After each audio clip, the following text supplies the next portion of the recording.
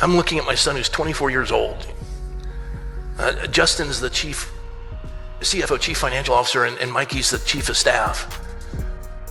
And I'm watching, the minute Charlie was shot, he called me, says, "Dad, Charlie's been shot in the neck. Please call every pastor and pray."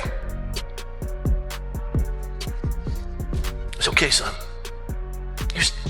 He has wits about him. He was just directing. He had blood all over him. So it seems like somebody's lying.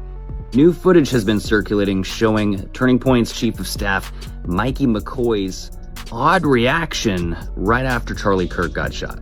Right after Charlie Kirk got shot, Mikey McCoy can be seen plugging his ears and instantly turning around and walking away slowly.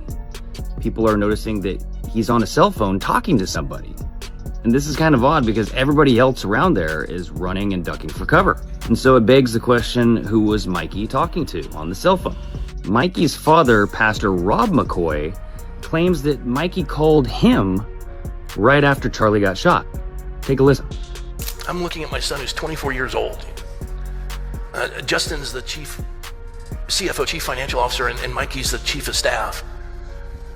And I'm watching, the minute Charlie was shot, he called me, says, "Dad, Charlie's been shot in the neck. Please call every pastor and pray." It's okay, son. He has wits about him. He was just directing. He had blood all over him. And Pastor Rob McCoy also claims that Mikey is covered in blood. But that's odd because Mikey quickly turned and walked away without even looking underneath the tent to see if Charlie was okay. According to James Lee's investigation, Mikey McCoy called Erika Kirk, and this is per the New York Times. Check this out. Who was he calling? Well, I did some digging, and according to the New York Times, it was one Erika Kirk. Quote, Miss Kirk was sitting in her mother's hospital room at 11:23 a.m. local time in Phoenix when she saw the number of her husband's longtime assistant, Michael McCoy, appear on her phone. In retrospect, she said she knew the words, "He's been shot," before Mr. McCoy screamed them. According to official records, Charlie Kirk was shot at 12:23 p.m. Mountain Time, which is 11:23 in Phoenix. So if the New York Times is being 100% accurate, the only person that Mikey could have been on the phone with is Erika. So who was Mikey McCoy really talking to? And why did he just walk away so calmly right after his friend got shot?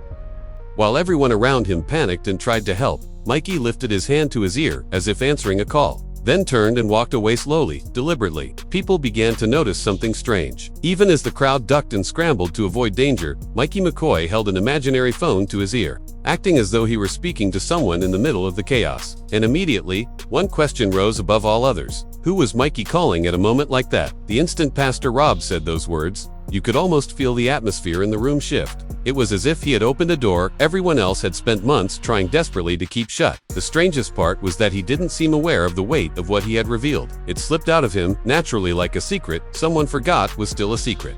The footage spread wildly. Too fast for anyone to control. Within hours, social media ignited. People replayed those same 15 seconds frame by frame, examining every glance, every tiny gesture, every detail hinting at something deeper. And suddenly, one name rose above all others. Erika. I've been watching Erika Kirk, and I don't mean like one clip, right? I mean watching her, watching how she moves, how she positions herself, how she's being used. And I can't lie, it's getting weird. Because when your public grief starts looking like an Adam and Eve commercial, that's not faith, that's branding, and it's gross. And the wild part is she's not being objectified. She's participating. She's found her place in the performance. The beautiful believer, the holy widow, the vessel for the message. Erika Kirk figured out how to turn devotion into influence. Not the loud kind, though. The curated, palatable kind. You know, the one that makes far-right politics look gentle. She wraps white Christian nationalism in soft femininity, in perfectly timed tears and God's plan captions. And the people around her are eating it up.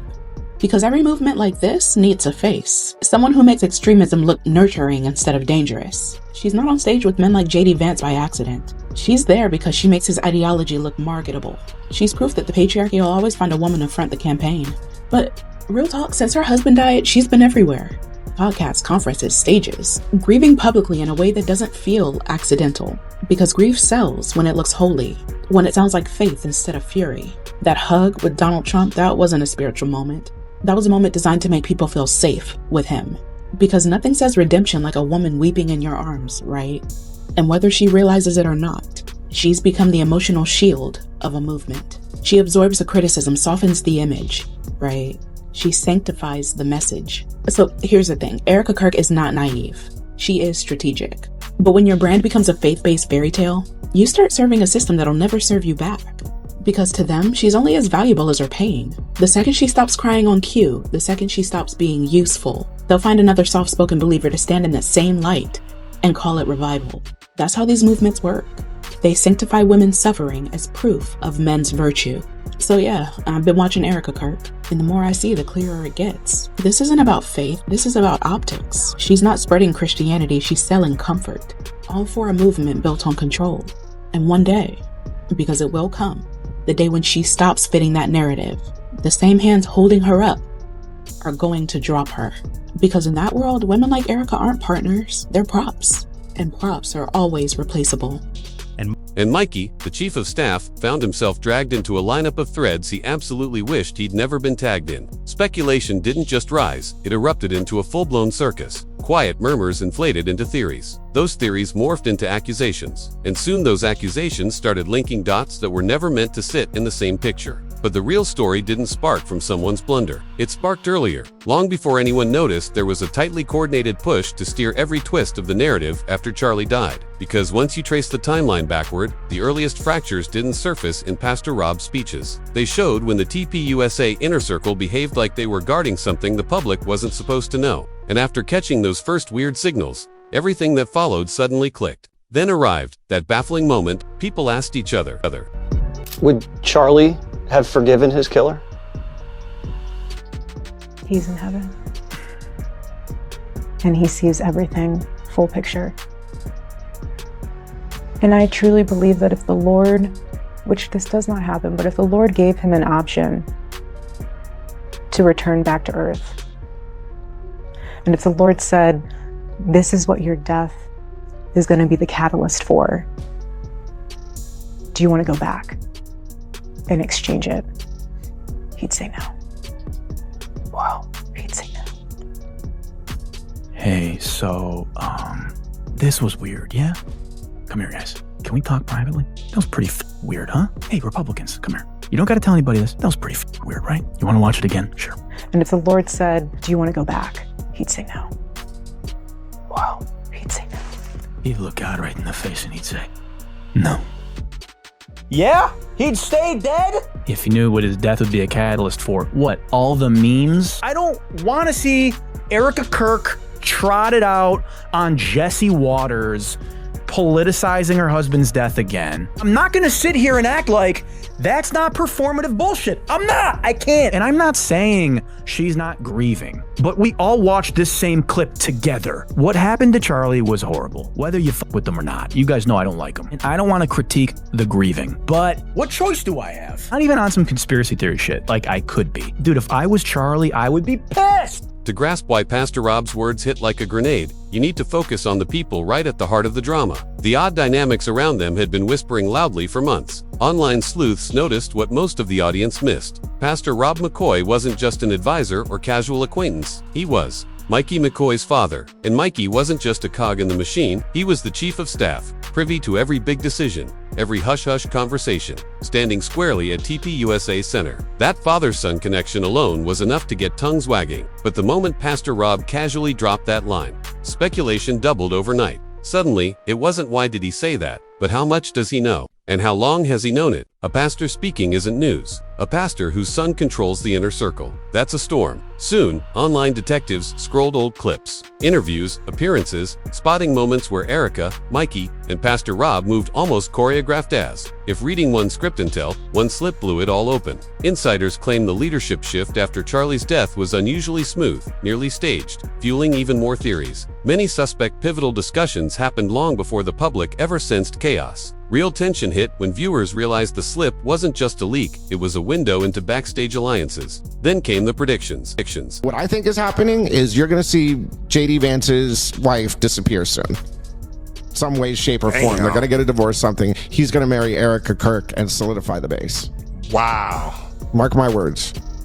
Because think about that. And also think about the other thing. I mean, the rumors floating around that now that Charlie's not there, they took the $150 million that they offered Charlie that he turned down. So is she supposed to be, I know what you're talking about. So is she supposed to be the leader of She is the leader. She's the leader and the voice of Turning Point as of right now. Now think about Turning Point for a minute, okay? Since we're talking about the traveling tiny hats. They funded Turning Point USA as a street team, basically. They ran through the colleges and promoted the agenda. Exactly. Right? Yeah. So when Charlie Kirk got to a certain point and then started to question Dad slapped the shit out of him. Yeah.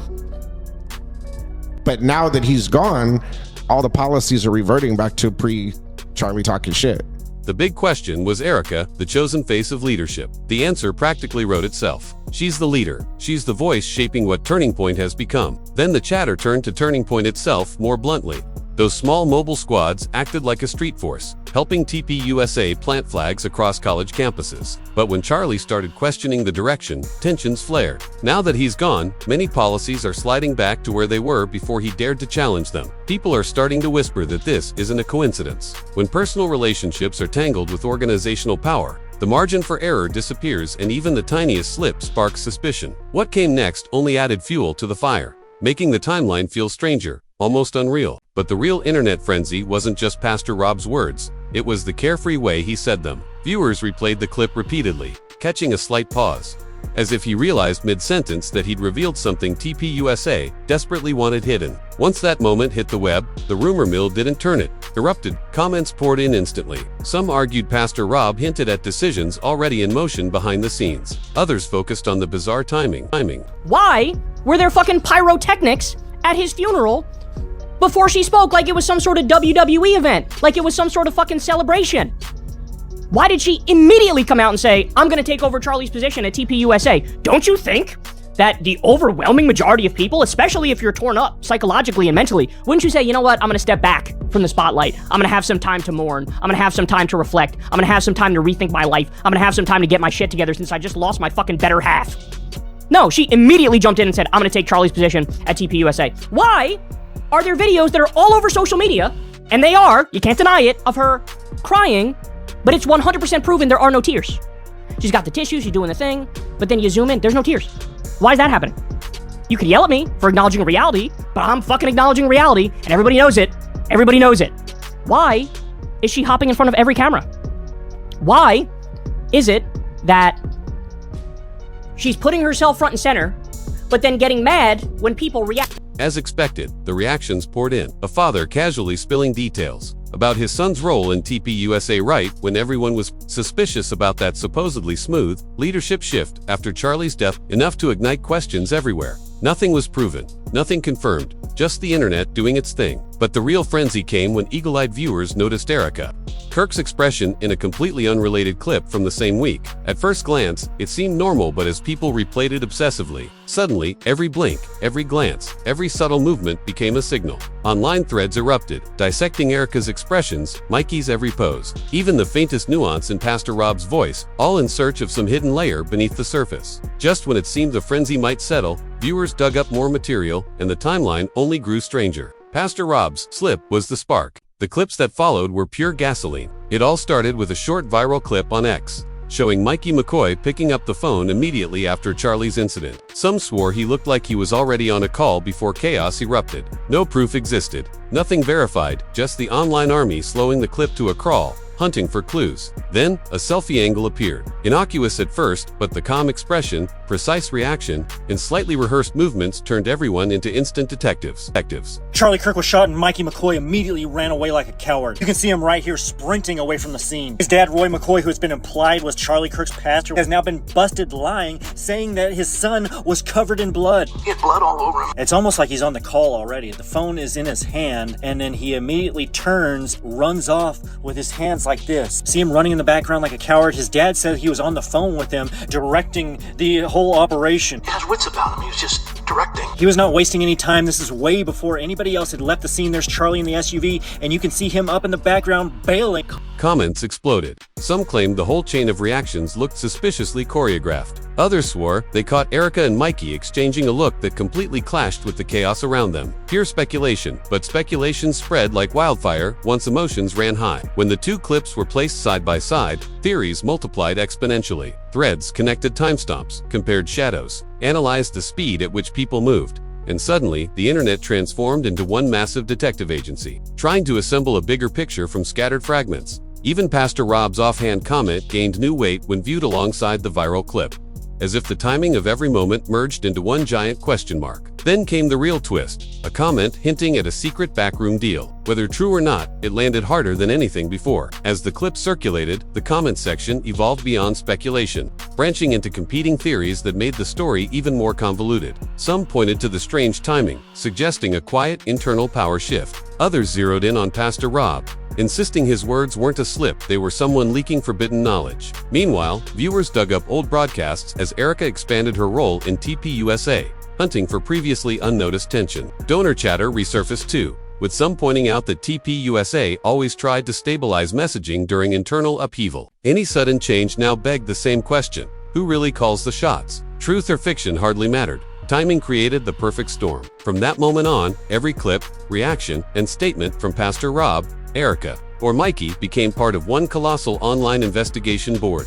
Then came the so-called leak. Not an actual document, just a vague post from some anonymous account claiming internal strategy disagreements were boiling over. No proof, no context. But, of course, that was enough. The internet treated it like the final missing piece of the puzzle, slotting it into every timeline, pairing it with every clip, weaving it into every theory. Within days, a series of unrelated moments morphed into a tangled web of speculation, convincing many that something much bigger was lurking beneath the surface. Just when it seemed the storm might settle, a tiny detail from an old livestream resurfaced, and the rumor volcano erupted again. Someone clipped a moment of Erika, Mikey, and Pastor Rob standing together at a past TPUSA event. Completely ordinary at the time, but now, under the suspicious lens of online detectives, it suddenly felt heavy. Commenters zoomed in, claiming Erika looked overly protective, Mikey stiff, as if hiding something, and Pastor Rob choosing words too carefully. Nothing proved anything, yet perception became evidence. Then arrived the second wave. A behind-the-scenes staff video, totally innocent at first, was dissected frame by frame. Viewers swore the body language suggested tense internal conflicts, something members couldn't or wouldn't admit publicly. Since TPUSA is always under scrutiny, the slightest hesitation sparked fresh theories. Donor whispers resurfaced, too,